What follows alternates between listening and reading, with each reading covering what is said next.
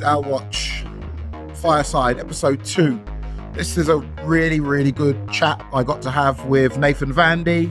We discussed all things DAO. We discussed, in particular, the legal backdrop, regulation, and how a DAO can be legally recognized. Really had a lot of fun. Learned a whole heap during this process, during this actual discussion with Nathan. I hope you enjoy it as much as I did. Dow Watch, episode 2, Fireside.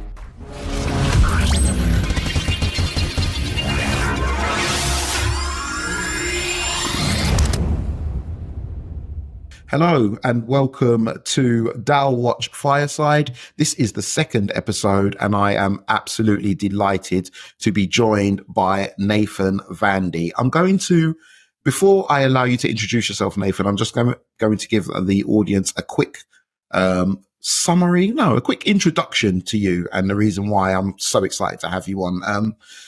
I've been doing my research,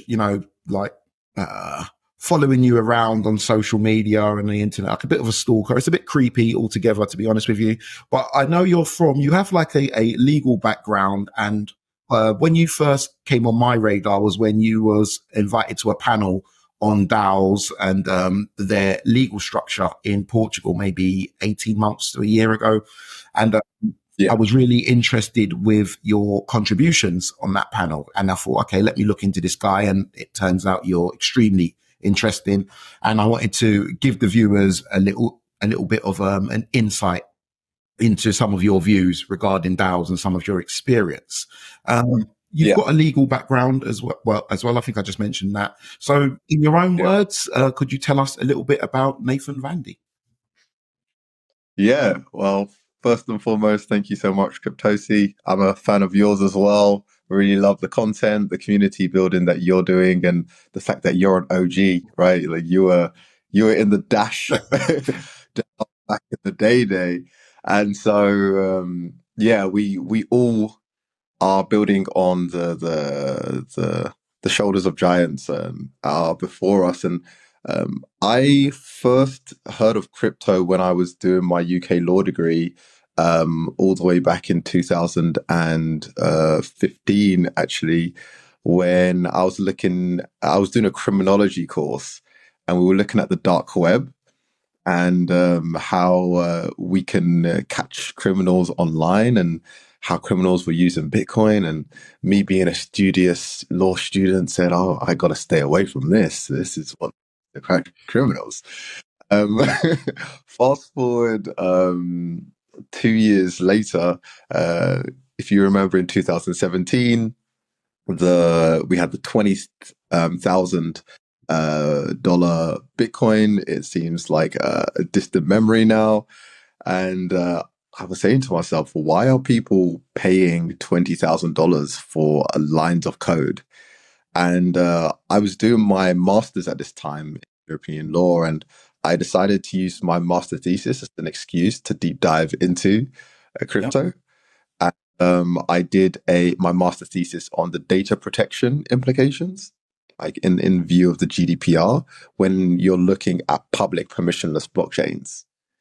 And so this is when I already first started debunking quite a few myths, such as the fact that Bitcoin was completely anonymous. I found out that it was at most pseudonymous, if not your whole financial transaction and life was on chain for everyone to see. And it led me to quite a few opportunities. I was able to speak at a few conferences. I started doing consulting, working as a legal counsel for blockchain identity company in Germany.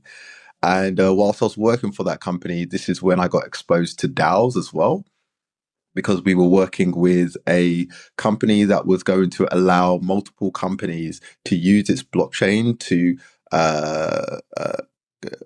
create VC DID structure, verified credentials and digital identity structure, that leveraged their public but permissioned blockchain.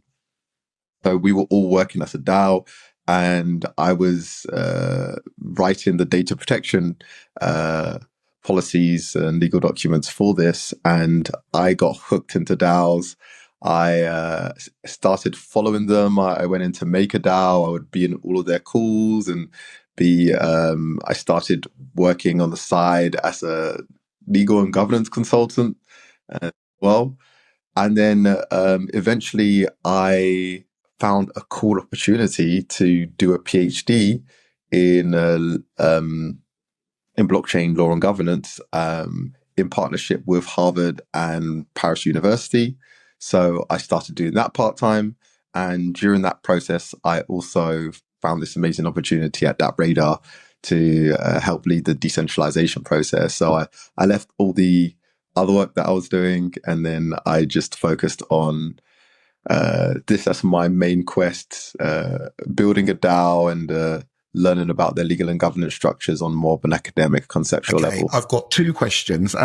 First question is, so you started to do your PhD in, did you actually complete the PhD, or are you still doing it now? And if so, how far along that process are you? Because you're coincidentally, you're actually the second academic we've had on out of two, and you're actually doing a PhD as well, as so was our last guest. So how far along in that process are you, and how are you finding it? So I am, well, this is my third year. Out of how many years is the PhD process going to take?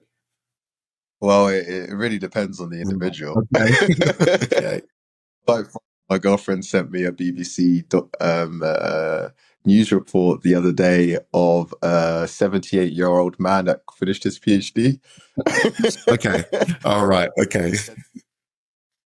But all jokes aside, I'm doing pretty well.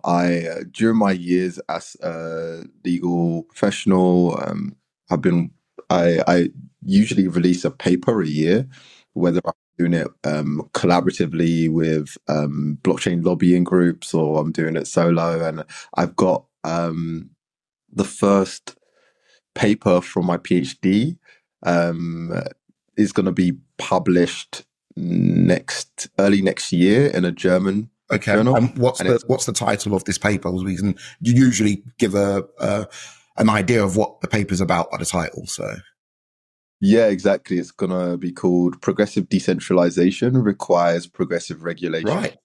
And in summary, it gives a UK/EU/US perspective of how the law is developing around autonomous smart contracts and autonomous organizations, and what type of approach we need to take if we're going to allow this innovation to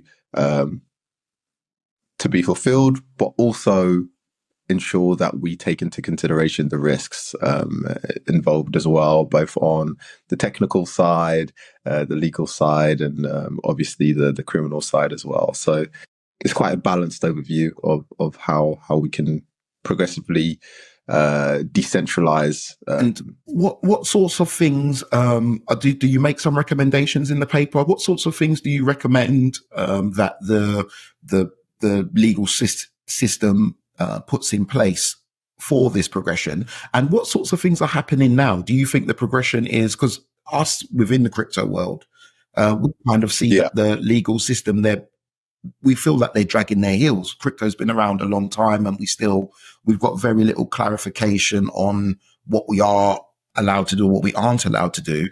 What sorts of things have you put in your paper regarding the progression of the legal system? Yeah, one of the first ones is having a very balanced understanding of decentralization and understanding that it's a spectrum.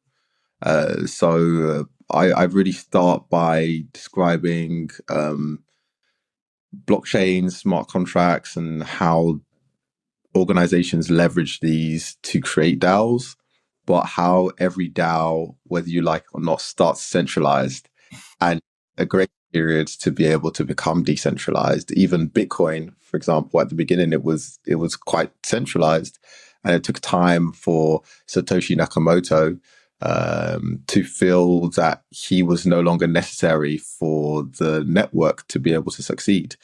And a lot of DAOs haven't got to that level of maturity yet. And if we are not going to allow them to have this grace period to decentralize, then they're going to try to circumvent potential legal risks and actually end up costing them more money, and even get them into other legal issues as well. So I can go into a bit more detail on those. Yes, please. But What I wanted to ask you about, I'm not sure, it's one particular case that we spoke about quite a lot within the DAO circles, let's say, with a DAO which I think it was called Ooki DAO. I'm not sure if you heard of it. And they planned on releasing a some sort of leveraged trading platform, but they didn't have the platform they didn't have the license, to do so. And in a situation like that, is it where does the responsibility lie? Like how decentralized does a DAO have to be for everybody to be like, well, I'm nothing to do with it, I'm just a token holder? How does the legacy system, I guess, come to grips with the fluidity of responsibility with a DAO, within a DAO? Yeah, no, it's a good question. And the Ooki DAO really exposed the lack of consensus across all of the legal jurisdictions about how to legally categorize DAOs. Because under the judgment from the CFTC, they basically said that DAOs consist of anyone who's a token holder. As you can imagine, quite a strong stance to make, because there's a lot of people that potentially have tokens in their ownership through a DEX or even an exchange that might not have any interaction with the DAO at all, right? So even if you're looking at DAPP Radar DAO, we have nearly 15,000 Radar token holders. But if you look in our DAO Discord, we actually only have 500 members within there, right? So that disparity between the amount of people that are involved in the DAO and that are actually helping to govern, compared to the people that are just holding the token, contributing economically, you could say, is very, very, very wide. And the reason why that is an issue is because DAOs are typically seen as unincorporated partnerships or unincorporated associations. And that often means that if there is a legal issue that the whole organization faces, then all of the members are joint and severally liable for the costs involved. That means that they can pick and choose whoever is necessary in that organization to identify, to be held responsible for that, or try to spread the risk. But what they usually do is actually identify the most public-facing individuals or the most influential individuals. And we saw this, for example, with the Tornado Cash case, where even though it was seen as a DAO, an unincorporated association, they identified the people that had the most influence and who had the most contributions to the development work. And once again, this created a lot of friction about how people can get involved in DAOs, because sometimes it's unclear whether the DAO is doing an action which is nefarious or criminal.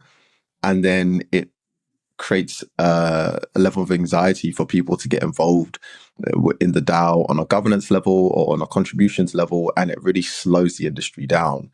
So we need more clarity when a DAO is doing an action which is considered criminal or requires a license, so that we can encourage people to contribute to these organizations moving forward. So with regards to legalizing DAOs or making DAOs legally recognizable, as far as I'm aware, there are different approaches to this from different jurisdictions.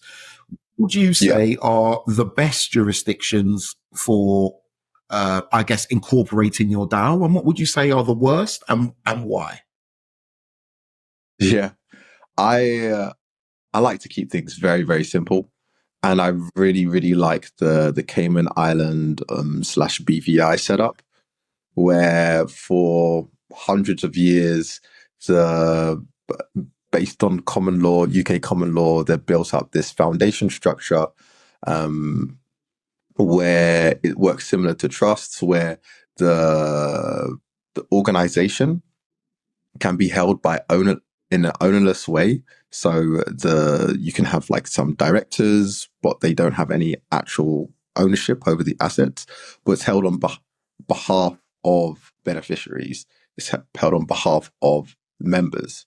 And by doing that, you have this ability to have a legal avatar, which has a entity which can hold a bank account, which can hire people, which can hold assets for you, get into contracts, whilst the actual beneficiaries of it are the can be assigned in the constitutional documents, the corporate documents, as the DAO members. And you can do that through a trust as well, a Guernsey trust too, a similar setup as well. And this makes it just a lot easier for DAO members to have flexibility, and for there to be someone who will be in charge of KYCing people that's necessary to ensure that the DAO legal entity remains compliant as well. Quite a few of the major DAOs have utilized this structure, and I don't think it makes sense to invent the wheel all the time if something is working well. Just to clarify, the DAO members, can they remain anonymous? So can I be a DAO member, have some sort of or be known, be recognized by this British Virgin Islands setup and remain anonymous, or to become a DAO member, do I have to send them my driver's license and passport? Not necessarily. If you want to have a seat on the board of the foundation, then you would need to KYC yourself to the director of that foundation. But once again, that information doesn't necessarily need to be shared with anyone if you want to remain anonymous for legal or personal reasons. And a few DAOs are ensuring that this level of privacy is offered to people that want to have more of an integral role within the DAO's legal entity as well. Setting up something like this within the British Virgin Islands or Guernsey, to the layman or to people who are not familiar with that world like myself, I would assume it's going to cost thousands, hundreds of thousands of pounds. How pricey? I know it's going to be difficult to give an exact figure, but a ballpark figure. How pricey is it to have your DAO set up in that sort of way? Well, there's a few costs involved, right? At the beginning, it's not just setting up the legal entity; it's also setting up the SAFT agreements as well, or maybe safe agreements with the side letter. SAFT agreement is a simple agreement for future tokens. So when you're first launching a DAO, you want to distribute the tokens to the people that might have invested into you earlier. And so you would need to set up those SAFT agreements, and you would need the accompanying entity to be able to hold those assets and distribute them as well. And that entity would be the BVI or the Guernsey Trust. And so the SAFT agreements, it depends on how many investors you can have involved, but typically if you're having around, let's say 3 to 5, that can cost from, let's say 3K to 5K. But if you are setting up the legal entity, just for the setup itself, not for the ongoing costs, this can cost between 10 to 20K. That's very expensive. Okay, so and the reason why I say it's expensive is because from the crypto only point of view, to set up now may cost you, I don't know, at the most $100 on Ethereum, whilst the network is going bananas and you're really struggling to get any block space. So to set it up in a legacy system costs a lot more. what's the process like if you've set up your DAO the regular way? So you set it up on Polygon and it cost you £5, but the DAO's grown and it's grown and it's grown. And over time you decide, well, do you know what? Now I feel like, or we feel like Yeah. we're ready to start to interact with the legacy system. And Yeah. can a mature DAO or a already started DAO, so 12 to 18-month-old DAO, can that go and then migrate and become a DAO that's recognized in some jurisdiction in the world? Definitely so. I say it's analogous to starting a business anywhere, right? So if you, for example, start a lemonade business and you have your lemonade stand, you're an unincorporated business and you are just, you might do it with a friend and you're an unincorporated partnership with them. But as soon as your lemonade starts selling like hotcakes and you're getting these brand deals, you're going to want to get a legal structure involved in it, right? And that's when you can start to transition to get that legal set up to make sure that everything's compliant and you're able to interact with the law, pay your taxes and the like. So effectively what we're saying is it's not illegal to have a DAO that's not got a legal structure. So you'd kind of be like a sole trader, as we would know in the UK. Then after a little while, if your company goes well, you might become a limited company. And then if it goes really well, you'll register for VAT. If it goes really, really well, you become a public company and you float on it. So it's kind of like that, is it? Yeah, definitely so. When you're involved in business, you have to understand the business risks and business costs. And obviously, as the business gets more successful, those legal risks increase. So you want to insulate yourself in an entity to ensure that they don't go. If any issue does happen, they don't take your personal assets. And then obviously there's so many more benefits of working within an entity on the tax level as well that you're able to achieve too. Finding companies that can help you to set up your DAO as a legal structure in the British Virgin Islands or Guernsey or wherever else you may want to do. Is that a case of just doing a Google search? How would you know if the people that you're speaking to are credible or are good? How would you do that sort of research to know that you're getting good counsel from some of these companies? Yeah, one thing that I noticed at the beginning is that a lot of the companies that get reused in the industry, they're quite vocal and quite transparent. So, for example, with Arbitrum DAO, I believe they're using cat balls. And in their transparency documents, you can see the legal company that they're using because they're very transparent about it. So if you're doing a deep dive into it, you can look at the big DAOs and see which ones they used. But obviously, they're usually more on the expensive side. So there's other options that are really great. I'm a big fan of Legal Nodes. So maybe we could share a link below. They don't know chill in them, but they're really great. And there's some guys from Marshall Islands as well called MeDAO, and they're really great. They've got a whole network of lawyers that you can tap into as well. But yeah, it's not easy. You definitely have to do your research, make sure the people have been involved in the industry for a substantial time, because if you go to some of the very, very large magic circle firms, even though they've got the reputation, they might have been in the industry for a while. So when you're paying them, you're actually paying them to do research, to actually do the work rather than actually just executing. Okay, so I guess the moral of the story is you want people with experience and reputation within crypto in particular, and not just big law firms, because they are probably a little way behind. Okay, enough legal talk for now. Let's move on and speak about DAPP Radar, as that seems to be the thing that you're working on currently. So tell us a little bit more about DAPP Radar, what it actually does and your role within it. Yeah, so DAPP Radar, as I said, is my main quest in life. It's a very exciting project. We're building what's called the world's DApp store.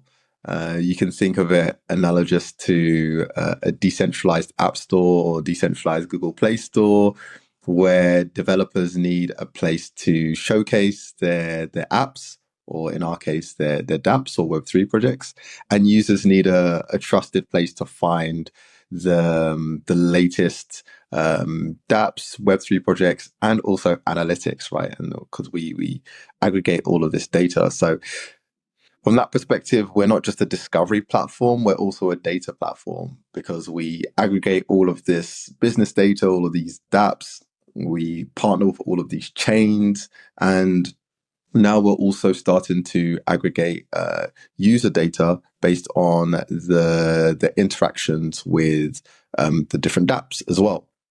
And this is going to be even bigger now that we've launched Quest platform, which allows us to incentivize different actions in the different dApps that exist.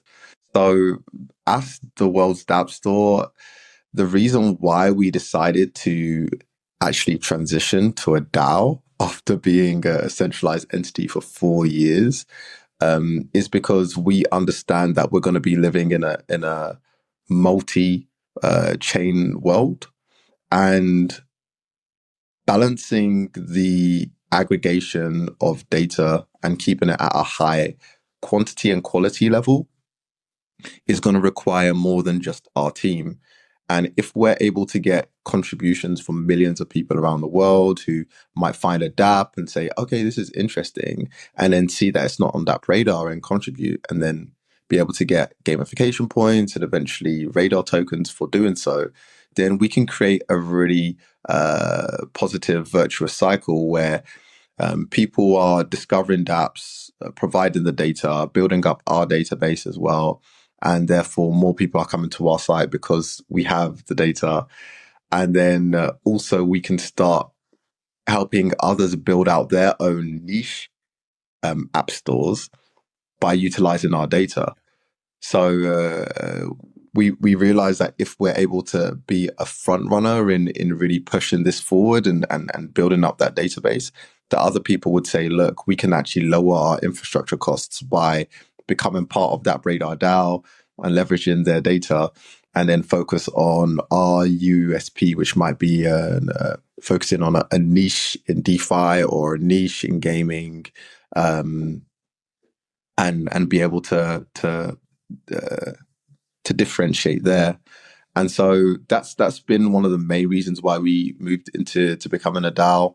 It's definitely a process of progressive decentralization, upskilling the team, for example. And not everyone in the team has, even though they're very Web3 native, not all of them have been involved in a DAO before or studied DAOs deeply. And so there's often some frictions about how they see their role within the DAO. And a lot of the time it's about ensuring that we align the current KPIs of the organization with the future KPIs of the DAO, so that they can see how that transition will work without them feeling a level of uncertainty. And so we had our first integration of the DAO into our roadmap this year. We're currently going through the process of redoing that roadmap and seeing what are the different DAO and Radar initiatives that we'll have in 2024 with the different departments. And we've had already quite a few successful DAO initiatives already, and we're really excited to start upscaling it. And Quests is going to be a big part of that, because with Quests we can incentivize actions for the partners in our ecosystem, but also incentivize those data contributions that we need to build up that database as well. So yeah, very, very exciting time. You mentioned the number one, I don't want to say problem with DAOs, but I guess the number one, I'm going to say problem. Number one problem with DAOs seems to be friction. It seems to be friction of people's ideas, where they think they belong or where they think they fit in and where other people think they should fit in. How difficult have you found that, especially as the project started as a more centralized company with those centralized ideals, that more obvious hierarchical structure, moving that across to a DAO, which is more fluid. And what sorts of things have you done to try to smooth out that transition? I mean, in like very practical terms.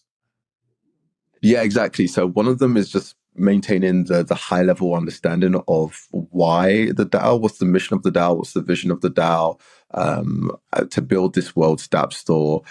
So everything that we're doing with our KPIs need to be orientated to that, right? The second thing is understanding the autonomy of a DAO and separating it into two levels. One I call the meta governance level, and this is the level which is run by the token holders, where they have say on all of the major decisions within the DAO. They have a say on all of the major treasury allocations, all of the major changes to smart contracts. That is done by the token holders. But they don't have to vote every day, because obviously that will become laborious for all of the 15,000 token holders that we have, or even the 500, which are specifically within our DAO regularly. And so you split between meta governance and operational governance. And operational governance is the day-to-day operations that the DAO does, which not all the token holders might be involved in. But these are the things that for example, the marketing department, or we'll call it marketing work stream or committee, will be involved in. Or the engineering department, an engineering committee, where they don't need the token holders telling them what to do on a daily basis, or voting on whether they use Java or whether they use PHP, right? So by splitting it in that level, it gives a lot of people headspace to say, okay, all right, I understand we're going to be operating in a decentralized community and a decentralized network, but there's going to be a cutoff point so that there's a level of centralization to ensure efficiency for the day-to-day activities, and the decentralization ensures the continuity and the key priority assets are managed and held by the token holders.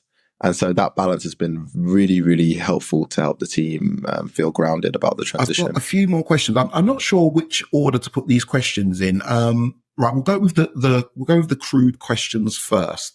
How big is the DAPP Radar treasury? And going back to legal structures, does the DAPP Radar DAO have a legally recognized entity anywhere in the world?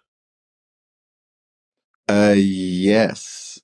So that's a really good question. The treasury, I'd have to get back to you on that one. I'll do that pretty soon, because our token price has been appreciating over the past couple of months. So it's definitely has grown. But whilst I'm getting that, I'll go to your other question, which is about the legal side of things. And yes, we do have a legal entity. We have the vanilla Cayman Island / BVI setup. And one of the reasons why that's great is because right now, during that progressive decentralization process, we are still outlining all of the legal policies and governance policies of those organizations, of the Cayman Island entity and the BVI. Because if we don't have those set up, it's going to make it very difficult when we start transferring both the assets and also individuals to work for the DAO directly through the legal entity. So for the past 2 years, we've been working with external consultants and our head of legal, CFO, and management to get that set up. And over the next couple of weeks, we're actually going to be releasing our legal transparency report to share with the community all the work that we've been doing, all the costs that have been involved, so that we can start shifting those costs, operations, and revenues to the DAO and towards Radar. And we're going to start seeing some really great stuff, including buybacks, for example, where the revenues that we've been making are used to buy back Radar, to start adding more buying pressure to Radar. With the I was trying to move away from the legal side, but I can't. I'm struggling with the legal side. I'm assuming you also also plan for that legally recognized structure to evolve over time. So you're going to set it up as you said, the vanilla, but in time it's going to become more and more complex. Is that fair?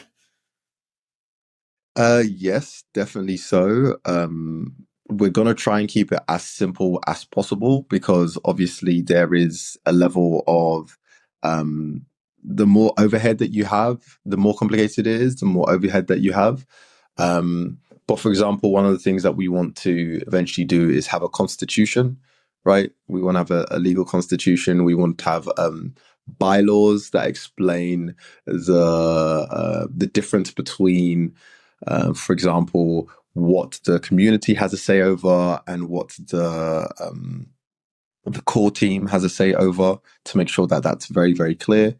So yeah, eventually we will definitely be evolving the legal structure and the governance structure, and this will be part of the proposals that we're going to be sharing. Does that mean you'll have to have multiple legal transparency reports? Is it something that will be maybe a yearly or a twice yearly thing where you say, okay, this is where we are legally now.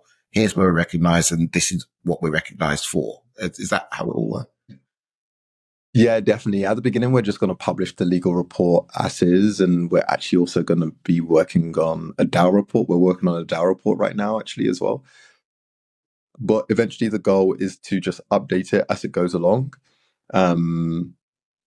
And there'll be a time where it matures to the point where we don't need to update it regularly at all. But yeah, that will be an iterative process that we have. The second question that I had was, you said the two types of governance. I can't remember them exactly. Meta governance and operational. Right.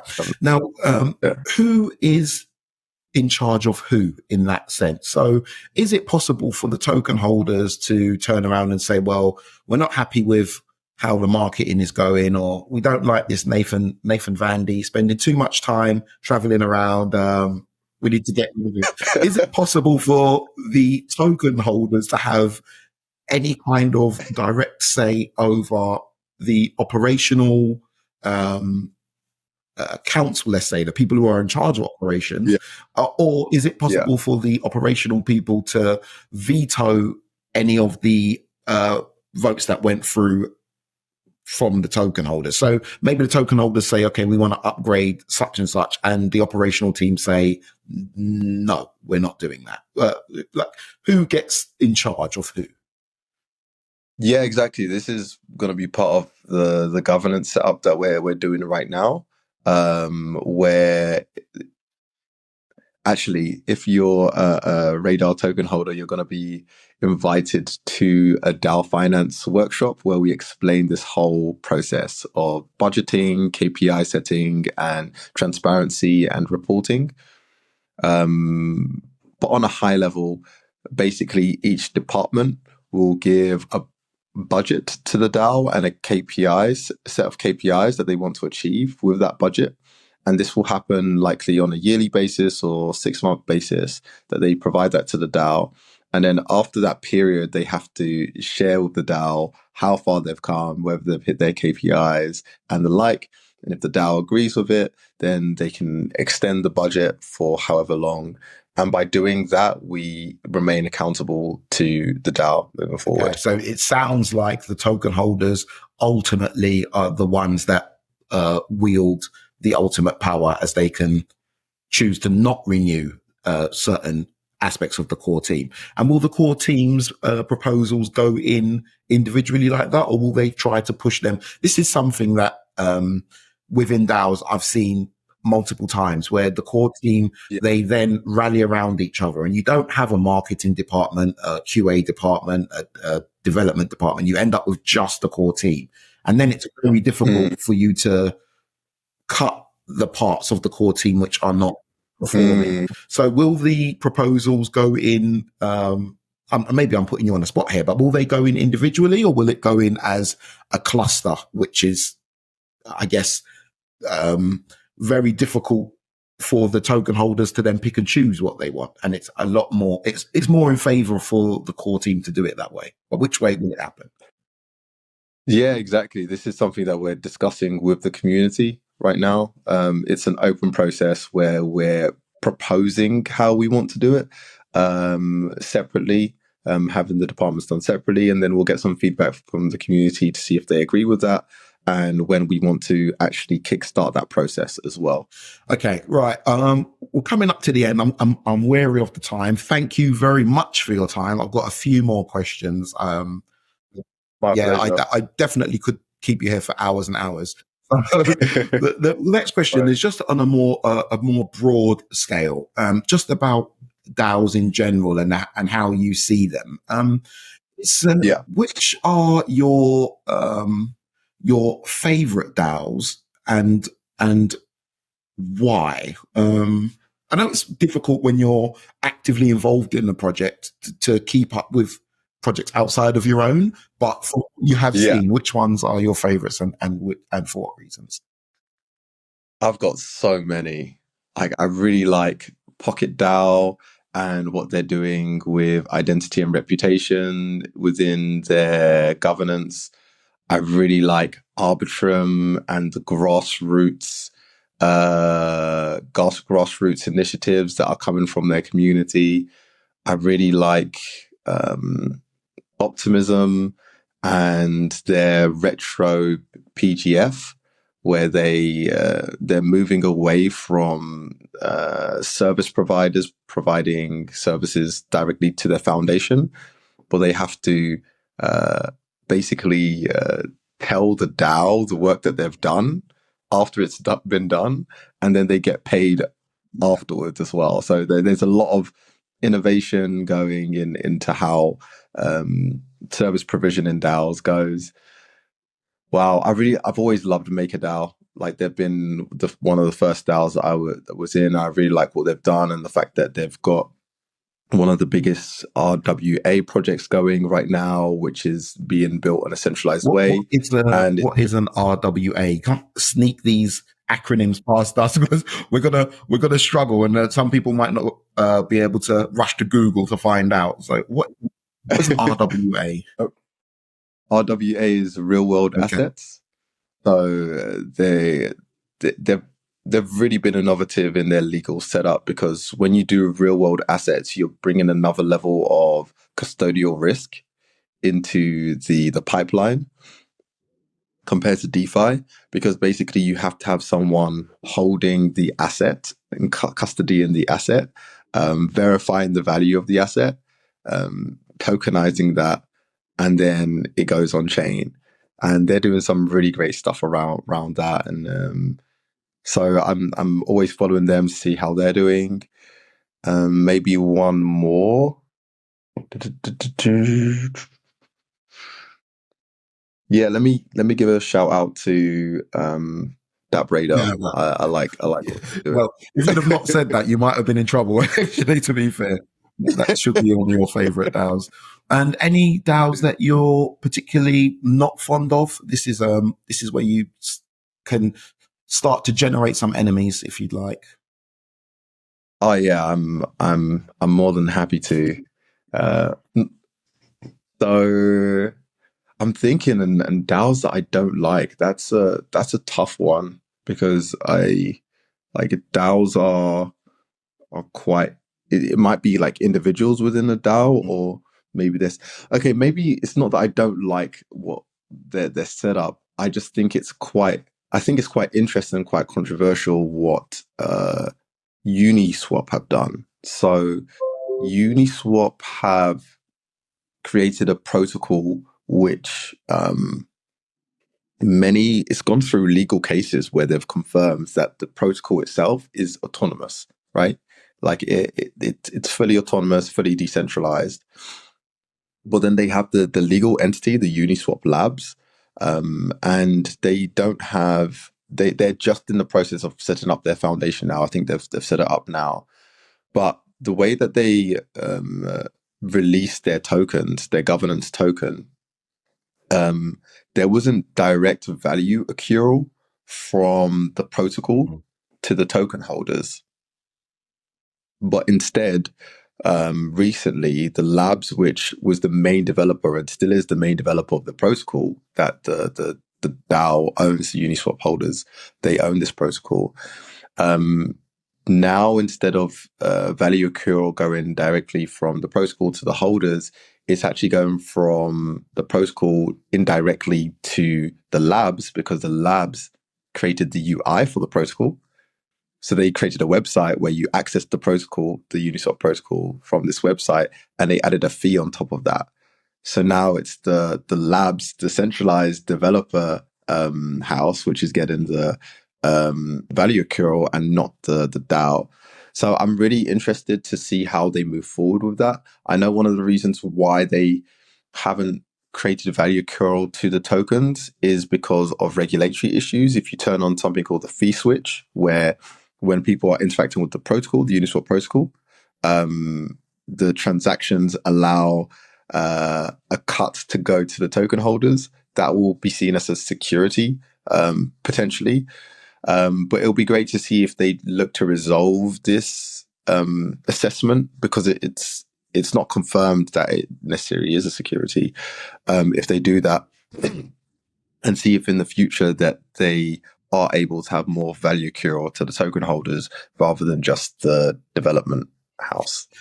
So, The question I guess everybody wonders is, has Uniswap done that to save themselves from the Americans, or is it to line their pockets? And I guess that both are things that any rational human being would want to do. So yeah, exactly. whilst it's quite bad, I shouldn't say bad what Uniswap have done. I'm with you, actually. It's interesting. I think interesting is a good word.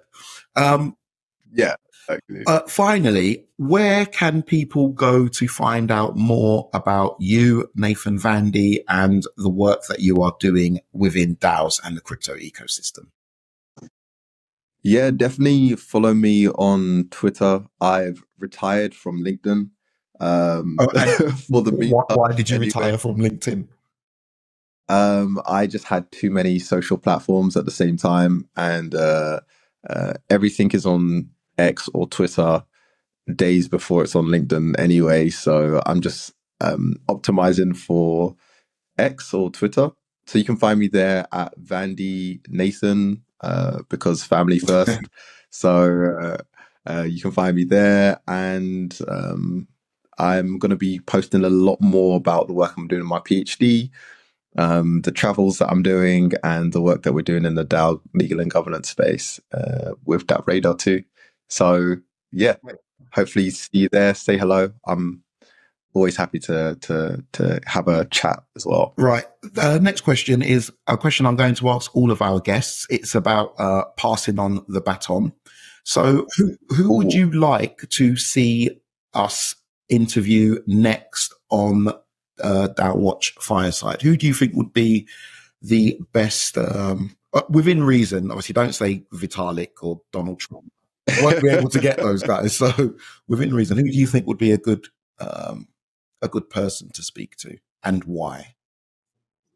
I've got two. One is the head of finance at DAPP Radar.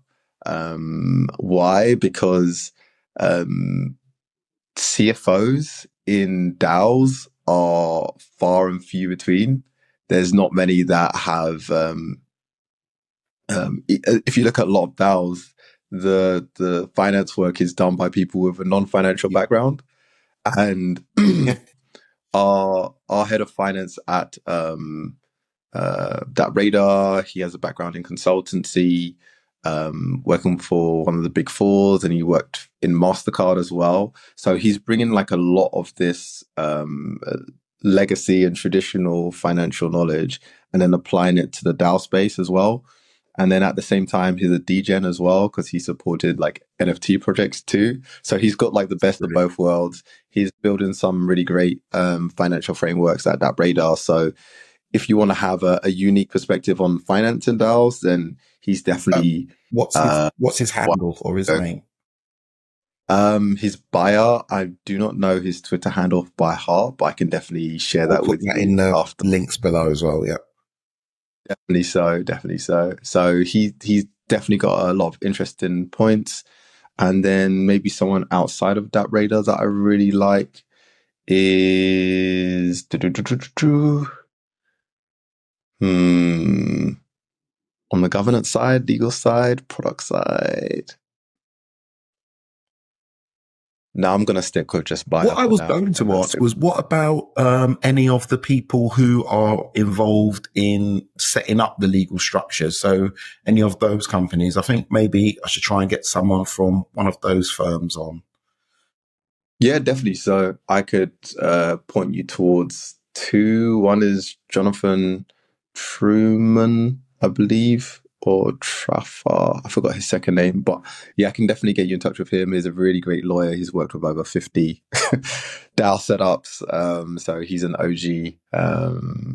Yeah, he's really, really great. Super sharp from Cayman Island, but travels a lot and is always open to connect with new projects in the space. Brilliant. Okay. All right.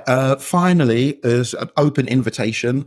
Building a DAO, or we are building a DAO of our own, CryptoSI DAO. We will probably get a better name once we've got actual DAO members. We have calls on Friday mornings at 10 o'clock UK time.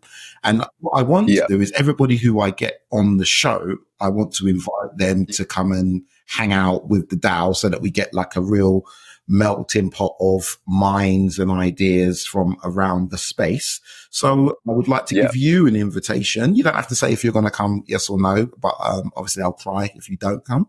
I'd like to give you an invitation to join our call and join our Discord and start to hang around yeah, and help build the foundations of that DAO there, which is kind of off the back of the YouTube shows that I've been doing anyway over the past few years.